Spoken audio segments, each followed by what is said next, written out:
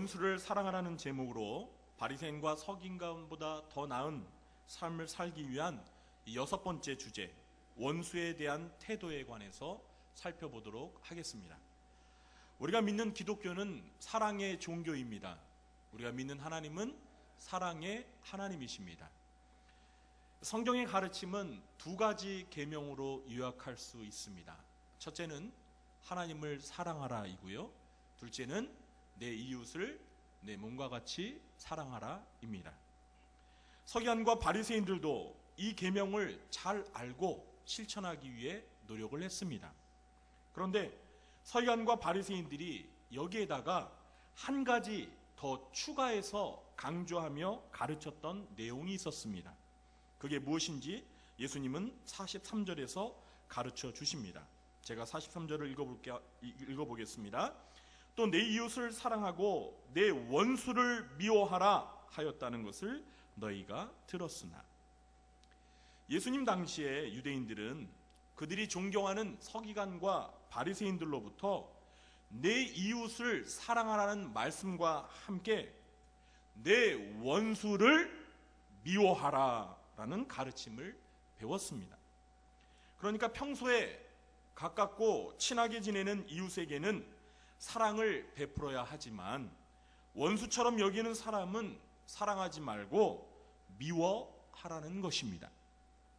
이런 가르침에 따라 예수님 당시에 유대인들은 하나님을 모르는 이방인들이나 또 같은 민족이었지만 혼혈족이 되어버렸던 사마리아 사람을 미워하고 경멸했습니다. 또한 유대인일지라도 세리나 창녀와 같은 직업을 가진 사람들은 사랑의 대상이 아니라 증오의 대상이었습니다. 그런데 여기에서 반드시 한번 짚고 넘어가야 할 것이 있습니다. 정말 내 이웃을 사랑하고 내 원수를 미워하라는 이 서기관들과 바리새인들의 가르침이 성경적으로 맞느냐 하는 것입니다. 내 이웃을 사랑하라는 이 말씀은 구약 성경에 레위기 19장 18절에 기록이 되어 있습니다. 제가 읽어보겠습니다. 잘 들어보십시오. 원수를 갚지 말며 동포를 원망하지 말며 내 이웃 사랑하기를 내 자신과 같이 사랑하라. 나는 여호와이니라. 이 말씀을 보시면 내 이웃 사랑하기를 내 자신과 같이 사랑하라는 말씀은 있지만 내 원수를 미워하라는 말씀은 아무리 눈을 씻고 보아도 없습니다. 도리어 원수를 갚지 말며 라는 말씀은 있습니다. 사실 이 원수를 갚지 말라는 것은 분명 원수를 미워하라는 말과는 상반되는 말입니다. 그렇다고 원수를 갚지 말라는 말을 원수를 사랑하라는 말로 이해하기에는 무리가 있습니다. 그런데 성경 어디를 찾아봐도 원수를 미워하라는 말은 없습니다. 그러니까 서기관과 바리새인들은 성경에도 나오지 않는 말을 첨가해서 원수를 미워하라는 새로운 가르침을 만들어 낸 것입니다. 아마도 그들은 원수는 이웃이 아니니까 사랑할 대상이 아니라 미워해도 되는 대상이라고 유권 해석을 내린 것 같습니다. 그러나 이것은 분명 지나친 해석입니다. 왜냐하면 원수를 갚지 말라는 하나님의 말씀이 있기 때문입니다. 그런데 오늘 말씀을 보시면 우리 예수님께서는 서기관과 바리새인들이 미워하라고 가르쳤던 그 원수들을 어떻게 하라고 말씀하고 계시죠? 우리 44절 말씀 같이 한 목소리로 읽어보겠습니다. 나는 너희에게 이르노니 너희 원수를 사랑하며 너희를 박해하는 자를 위하여 기도하라. 아멘. 예수님께서는 내 원수를 미워하지 말고 어떻게 하라고요? 사랑하라고 말씀하십니다. 예수님은 내 원수를 차별하지 말고 내 이웃과 똑같이 사랑하라고 말씀하십니다. 그리고 너희를 박해하는 자를 위해서 뭐 하라고요? 기도하라고 말씀하십니다. 핍박하는 사람이야말로 대표적인 원수인데 그런 사람을 사랑하고 그를 위해 기도하라고 예수님은 말씀하십니다. 이렇게 원수에 대한 태도에 있어서 예수님은 서기관들과 바리새인들의 입장과 상반되는 주장을 펼치셨습니다. 서기관과 바리새인들은 내 이웃을 사랑하고 원수를 미워하라고 가르친 반면에 예수님은 내 이웃을 사랑하고 원수도 사랑하라고 말씀하셨습니다. 사랑하는 성도 여러분, 저와 여러분은 원수에 대하여 어떤 입장을 가지고 계십니까? 솔직하게 답해 보시기 바랍니다. 여러분은 원수를 미워해야 한다고 보십니까? 아니면 사랑해야 한다고 보십니까? 많은 사람들에게 원수를 사랑하라는 이 예수님의 명령은 실천하기 매우 부담스러운 것이 사실입니다. 어느 누가 자기를 못살게 굴고 자기를 괴롭히고 자기에게 피해를 끼치는 원수 같은 사람을 미워하지 않고 사랑할 수 있겠습니까? 이것은 분명 우리의 상식과 정서와는 너무나 이질적인 가르침입니다. 그럼에도 불구하고 예수님은 우리를 향해서 내 이웃뿐만 아니라 내 원수까지도 사랑하라고 명령하고 계십니다. 자, 그렇다면 왜 우리는 원수까지 사랑해야 되는 걸까요? 왜 예수님은 성도들을 향해서 원수를 사랑하라고 명령하시는 걸까요? 원수를 사랑해야 하는 이유에 대해서 예수님께서는 오늘 본문에서 세 가지를 가르쳐주고 계십니다. 첫째, 원수를 사랑해야 하는 이유. 첫 번째는 원수를 사랑해야 하나님 아버지의 자녀다운 자녀가 될 수 있기 때문입니다. 우리 45절 말씀도 같이 한 목소리로 읽어보겠습니다. 이같이 한즉 하늘에 계신 너희 아버지의 아들이 되리니 이는 하나님이 그 해를 악인과 선인에게 비추시며 비를 의로운 자와 불의한 자에게 내려주심이라. 아멘. 예수님은 45절에서 원수를 사랑하고 핍박하는 자를 위해 기도해야 하늘에 계신 너희 아버지의 아들이 되리니 라고 말씀하십니다. 이 말씀은 원수를 사랑해야 하나님의 자녀가 될 수 있다라는 것을 의미하는 것은 아닙니다. 하나님의 자녀가 아닌 사람이 원수를 사랑한다고 해서 구원을 받아 하나님의 자녀가 되지는 않습니다. 왜냐하면 하나님의 자녀가 되는 방법은 오직 하나입니다. 그것이 무엇이죠? 영접하는 자, 곧 그 이름을 믿는 자들에게는 하나님의 자녀가 되는 권세를 주십니다. 즉 예수님을 구주로 마음으로 영접하여 믿는 길밖에는 하나님의 자녀가 되는 길이 없습니다. 그러면 우리 예수님께서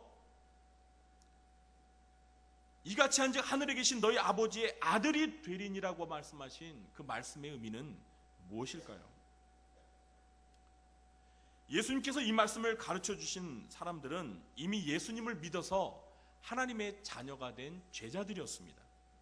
따라서 여기에서 하늘에 계신 너희 아버지의 아들이 된다는 말의 의미는 하나님의 아들이 아니었던 사람이 원수를 사랑해서 구원을 받아 하나님의 자녀가 된다는 말이 아니고, 이미 하나님의 자녀가 된 사람이 원수를 사랑하고 자기를 박해하는 사람을 위해 기도할 때 하나님 아버지를 쏙 빼어 닮은 하나님의 자녀다운 자녀가 된다라는 의미입니다. 우리 예수님은 계속해서 하나님의 자녀가 마땅히 원수를 사랑해야 하는 이유를 구체적인 실례를 들어서 이렇게 설명하십니다. 하나님은 그 해를 악인과 선인에게 비추시며 비를 의로운 자와 불의한 자에게 내려주심이라. 그렇습니다. 하나님은요, 신자들의 농장에만 햇빛과 비를 내려주시고 불신자들의 농장에는 주시지 않는 분이 아니십니다. 하나님은 신자들에게만 산소를 호흡할 수 있게 해주시고 불신자들에게는 이산화탄소만 호흡할 수 있게 하시는 분이 결코 아니십니다. 하나님은 악인이나 선인, 믿는 자나 불신자나 모두에게 차별 없이 햇빛과 비를, 공기를 주시는 분이십니다. 사람을 죽인 살인자에게도, 하나님이 없다고 주장하는 무신론자에게도 햇빛을 비춰주시고 공기도 주시고 비도 내려주시는 차별함이 없는 하나님이시라는 것입니다. 그러므로 부전자전이라는 이 사자성어처럼 저와 여러분이 하나님 아버지의 자녀라면 그런 아버지를 닮아서 이웃과 원수 모두에게 똑같은 사랑을 베풀어야 된다라고 예수님은 말씀하시는 것입니다. 우리 구린 중앙교회 성도님들은 이렇게 하나님을 닮아서 원수와 이웃을 차별하지 말고 똑같이 사랑하는 그런 하나님을 닮은 하나님의 자녀들이 되시길 주님의 이름으로 축원합니다. 두 번째로, 원수를 사랑해야 하는 두 번째 이유는 원수를 사랑하게 될 때 하나님이 우리에게 상을 주시기 때문입니다. 46절 말씀도 같이 읽어보겠습니다. 너희가 너희를 사랑하는 자를 사랑하면 무슨 상이 있으리요? 세리도 이같이 아니하느냐? 예수님은 우리를 사랑하는 사람을 사랑하는 것은 세리도 할 수 있는 지극히 본능적이고 평범한 사랑이라고 말씀하십니다. 세리는 예수님 당시에 사람들로부터 이 불의한 죄인 취급을 받으며 경멸의 대상이었습니다. 그런 세리도 자기에게 친절을 베풀고 자기를 아껴주는 사람을 쉽게 사랑한다는 것입니다. 이렇게 우리가 우리를 사랑하는 사람만 사랑하고 원수를 사랑하지 못한다면 그것은 세리보다 나은 게 하나도 없다라는 것입니다. 이것이 바로 세리와 같은 정도의 수준으로 사랑하는 것입니다. 그리고 이런 정도의 사랑을 가지고서는 하나님으로부터 칭찬이나 상을 받지 못한다는 것입니다. 여러분, 세상에서도 어떤 사람에게 상을 주죠? 누구나 똑같은 수준이라면 상을 주지 않습니다. 가령 학교에서 학생들이 시험을 봤는데 모두가 80점을 맞았습니다. 그럼 상 받을 사람이 있어요, 없어요? 상 받지 못합니다. 점수가 다 똑같은데 왜 상을 주겠습니까? 그런데 다 80점을 맞았는데 한 사람만 100점을 맞았어요. 그러면 누구에게 상을 주죠?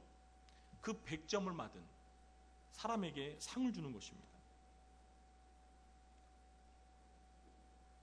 하나님은 우리가 우리를 사랑하는 사람만 사랑한다면 아무런 상도 안 주십니다. 왜냐하면 그 정도의 사랑은 세리도 할 수 있고 죄인들도 할 수 있는 사랑이기 때문입니다. 그러나 우리가 원수들을 미워하지 않고 사랑한다면 하나님은 상을 주십니다. 왜 그렇습니까? 대부분의 사람들은 원수를 사랑하지 않고 원수를 미워하기 때문입니다. 그러므로 남들이 못하는 원수 사랑을 실천하면 하나님으로부터 칭찬과 상을 받을 수 있습니다. 이 플러머라는 신학자는 이런 말을 했습니다.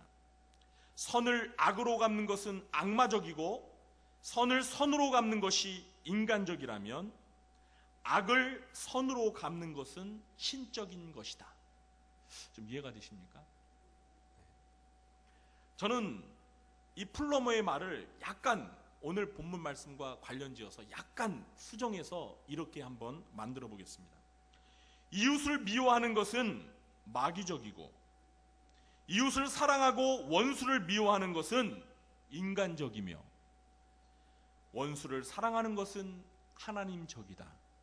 이해가 되시나요?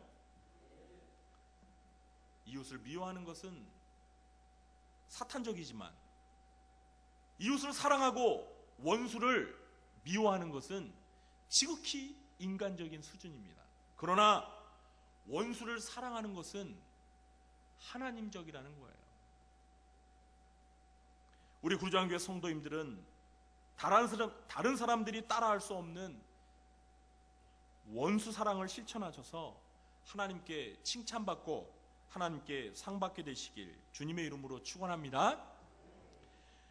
왜 원수를 사랑해야 할까요? 그 세 번째 이유입니다. 믿지 않는 자들보다 더 나은 삶을 살기 위해서입니다. 47절 말씀도 같이 한 목소리로 읽어보겠습니다. 또 너희가 너희 형제에게만 무난하면 남보다 더하는 것이 무엇이냐? 이방인들도 이같이 아니하느냐? 아멘. 이웃을 사랑하면서도 원수는 미워했던 유대인들은 자기 형제들인 동족들끼리는 서로 무난하고 예의와 존경을 차리며 그렇게 대했습니다. 그러나 하나님을 믿지 않는 이방인들을 보면 그들을 무시하면서 그들과는 인사조차 하지 않았습니다.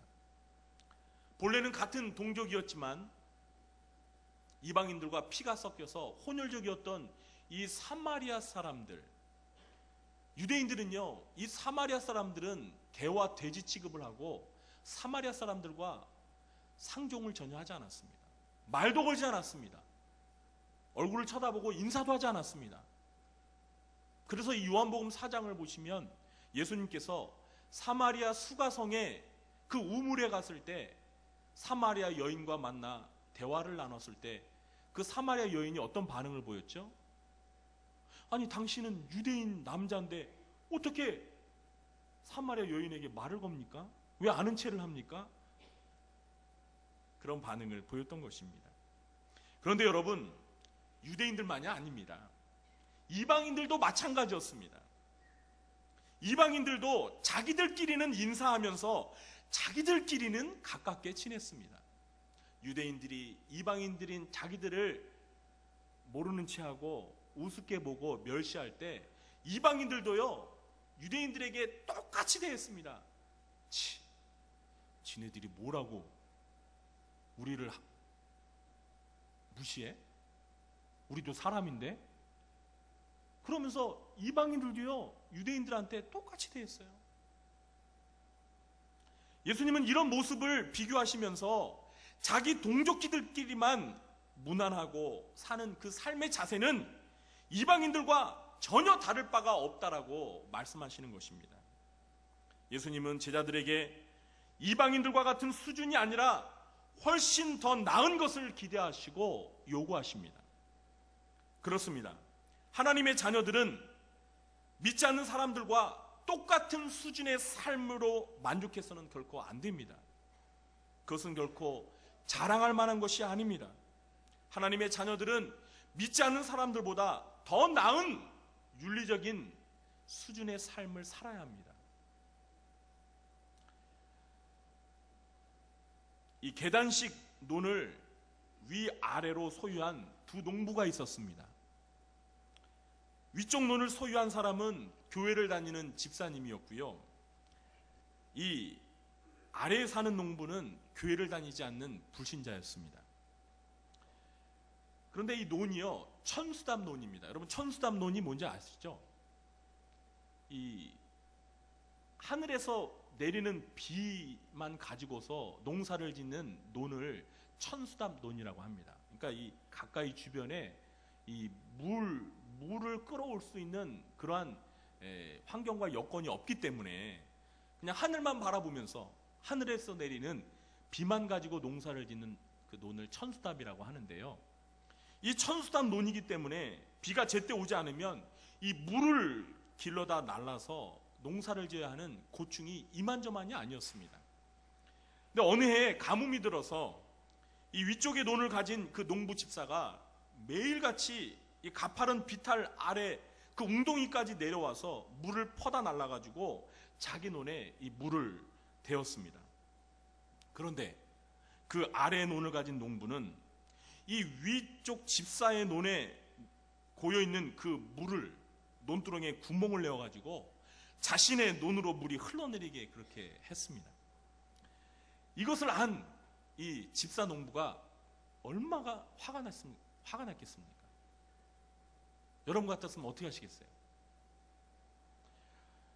그래서 이 집사 농부가 이거 가만히 있으면 안 되겠다 싶어가지고 따지러 가는데 때마침 목사님을 만난 겁니다. 저 아니에요. 목사님이 얼굴을 보니까 우리 농부 집사님이 그냥 얼굴이 시뻘개가지고 그냥 막 씩씩거리면서 내려오는 거예요. 그래서 집사님 왜 그래요? 왜 이렇게 화난 표정을 짓고 계십니까? 했더니 이제 이 집사님 농부가 그간의 사정을 이렇게 여차저차 다 설명을 한 거예요. 목사님이 듣고서 뭐라고 하셨겠어요? 그래요, 어서 가서 화를 내세요. 그냥 어서 가서 한바탕 싸우세요. 그러겠어요? 집사님 참으세요. 그만 가만히 계세요. 목사님 이렇게 말리니까 또 집사님이 또 싸우러 갈 수는 없잖아요. 그래서 그냥 돌아갔습니다. 그날은. 이 집사농부는 목사님의 그 권면대로 꾹 참고서 날마다 물을 데웠습니다. 그러면 또 날마다 그 아래 농부는 여전히 물을 빼갔습니다. 참다 못한 이 집사농부가 며칠이 지난 뒤에 다시 목사님을 찾아갔습니다. 이번에는 목사님께 허락을 받고 싸우러 갈참으로 갔습니다. 목사님, 전혀 변화가 없습니다. 여전히 그 농부는 나쁜 짓을 하고 있습니다. 이번에는 목사님께 허락받고 가서 혼내줄 작정입니다. 목사님께서 계속 말리는 거예요. 집사님 지금까지 참으셨는데 계속 참으세요. 그리고 제가 그 문제를 해결하는 비법을 가르쳐 드리겠습니다. 이 농부 집사가 들어보니까 너무 귀가 솔깃한 거예요. 아니, 문제를 해결하는 비법이라니요. 뭔데요? 목사님 가르쳐 주세요. 그 목사님이 가르쳐 주셨어요. 그리고 이 농부 집사는 목사님이 가르쳐 준 그 방법대로 어떻게 한 줄 아십니까? 다음 날 그 웅덩이에서 물을 길러다가 누구의 논에다가 물을 그 아래 그 미운 농부의 논에다가 물을 길러다가 부어 주었어요.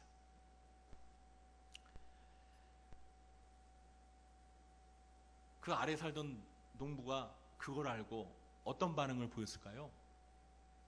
다음 날에 이 집사 농부를 찾아와서 이렇게 말합니다. 나도 당신처럼 예수를 믿고 싶은데 어떻게 해야 합니까? 네. 여러분, 이 집사 농부가요, 그 물을 빼간다라고 가가지고 막 그냥 한바탕 싸웠으면 어떻게 되겠어요? 그런데 꾹 참고 오히려 선을 베풀었더니 그 불신자 농부가 감동을 해서 예수님을 믿겠다라고 이렇게 변화된 것입니다. 사랑하는 성도 여러분, 혹시 여러분은 원수처럼 생각하며 미워하는 사람이 있습니까? 그래서 아는 체도 안 하고 말도 걸지 않는 사람이 있습니까? 그러면 여러분은 이방인처럼 살아가고 있는 것입니다. 사랑하는 성도 여러분, 여러분이 원수처럼 여겼던 그 사람에게 먼저 다가가서 친절을 베푸십시오. 그를 용서하십시오. 그리고 그에게 먼저 인사하십시오. 안부를 물어보십시오. 그리고 그에게 작은 선물이라도 해보십시오. 그리고 평소에 그를 위해서 하나님 앞에 기도해 보십시오. 이것이 이방인보다 더 나은 삶을 사는 것입니다. 이것이 바로 예수님께서 산상보훈에서 말씀하시는 그리스도인들이 실천해야 할 원수 사랑인 것입니다. 이런 원수 사랑을 베풀게 될 때 세상은 변화됩니다. 이런 사랑을 베풀 때 원수가 사라지고 그 원수가 변해서 우리의 이웃이 될 수 있는 것입니다. 우리 구주한교회 성도님들은 원수 사랑을 실천하셔서 믿지 않는 사람들보다 더 나은 삶을 사시면서 원수까지도 이웃으로 변화시키는 사람이 되시길 주님의 이름으로 축원합니다. 그러면 마지막으로 우리 예수님께서는 이런 원수마저도 사랑하는 삶을 통해서 우리 성도들에게 궁극적으로 기대하는 것이 무엇일까요? 우리 48절 말씀 같이 읽어보도록 하겠습니다. 그러므로 하늘에 계신 너희 아버지의 온전하심과 같이 너희도 온전하라. 아멘. 예수님께서는 하나님 아버지를 우리 인생의 표준으로 삼고 온전한 자가 되기를 바라신다는 것을 우리는 기억해야 합니다. 여기에서 예수님께서 너희도 온전하라라는 말씀 속에 이 온전하라는 말은 우리가 윤리적으로 도덕적으로 죄를 전혀 짓지 않는 그러한 완전하다는 것을 의미하는 것이 아닙니다. 물론 하나님은 도덕적으로 윤리적으로 완전하십니다. 하나님은 죄가 전혀 없으신 분입니다. 그 하나님의 온전함 같이 우리도 온전하라는 의미가 하나님처럼 죄를 전혀 짓지 않는 상태가 된다라는 말을 의미하는 것은 아닙니다. 여기에서 말하는 온전함이란 성숙함을 말하는 것입니다. 하나님의 자녀들이 지향해야 할 인격적인 성숙, 영적인 성숙을 의미하는 것입니다. 온전하신 하나님을 닮아서 우리가 영적으로 성숙한 사람이 되라는 것입니다. 에베소서 4장 13절에 우리가 다 하나님의 아들을 믿는 것과 아는 일에 하나가 되어 온전한 사람을 이루어 그리스도의 장성한 분량이 충만한 데까지 이르르니, 이렇게 사도 바울은 우리가 닮아가야 할, 우리가 본받아야 할 우리 인생의 목표를 예수 그리스도로 삼으라고 말씀하고 있습니다. 사랑하는 성도 여러분, 우리가 종종 이런 질문을 듣지 않습니까? 당신은 살아가면서 누구를 닮고 싶습니까? 당신이 존경하는 사람은 누구입니까? 당신은 누구를 본받고 싶습니까? 여러분, 이런 질문을 드리면 저 여러분은 누구라고 답을 하십니까? 대부분 이런 질문들을 들어보면요, 뭐 이순신이나 뭐 세종대왕이나 뭐 슈바이처나 뭐 나이팅게일, 이런 사람을 닮고 싶다고 그러죠. 우리 어린 자녀들은 뭐 연예인 닮고 싶다고 많이들 말합니다. 사랑하는 성도 여러분, 그런데요, 우리 그리스도인들은요, 이렇게 우리 수준의, 우리보다 조금 나은 사람을 존경의 대상으로 삼지 말아야 합니다. 사랑하는 성도 여러분, 오늘 예수님의 말씀에 따르면요, 우리 그리스도인들은요, 하나님을 표준으로 삼어 예수님을 표준으로 삼고 닮아가고자 노력하는 사람들이 되어야 된다는 겁니다. 여러분, 우리는 우리 정도 수준의 사람을 닮기 위해 노력하며 사는 사람이 아닙니다. 그거는요, 세상 사람들의 수준이에요. 우리 그리스도인들은요, 하나님 아버지의 온전하심과 같이 우리도 온전해지기 위해서 추구하는 사람들입니다.